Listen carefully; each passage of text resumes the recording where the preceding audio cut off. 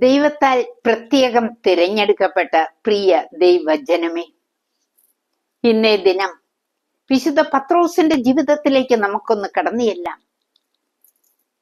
വിശുദ്ധ ലൂക്കായുടെ സുവിശേഷം 22-31 തിരുവചനം.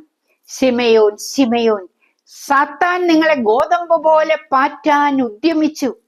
നിന്റെ വിശ്വാസം ക്ഷയിക്കാതിരിക്കാൻ ഞാൻ നിനക്ക് വേണ്ടി പ്രാർത്ഥിച്ചു. പരീക്ഷകളും പരീക്ഷണങ്ങളും ജീവിതത്തിൽ ഉണ്ടാകുമെന്ന് ഈശോ പഠിപ്പിക്കുകയാണ്. പത്രോസിന്റെ ജീവിതത്തിലേക്ക് നോക്കുമ്പോൾ ധാരാളം പ്രത്യേകതകൾ കാണുന്നുണ്ട്.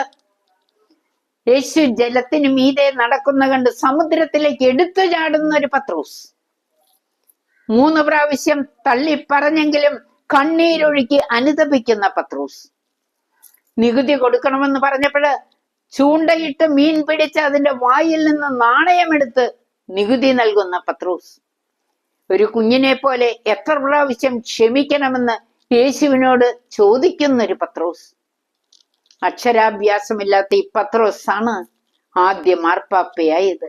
യേശുവിനെ പോലെ മരിക്കാൻ യോഗ്യതയില്ല എന്ന് പറഞ്ഞുകൊണ്ട് തല കീഴായി ക്രൂശിക്കപ്പെടുന്ന പത്രോസ്. പ്രിയപ്പെട്ടവരെ, ഈ പത്രോസ് നമുക്ക് ജീവിത മാതൃകയാണ്. എല്ലാ ബലഹീനതകളിലും യേശുവിന്റെ കരം പിടിച്ച് മുന്നേറിയതിനാൽ പത്രോസ് ആദ്യ മാർപ്പാപ്പയായി മാറി.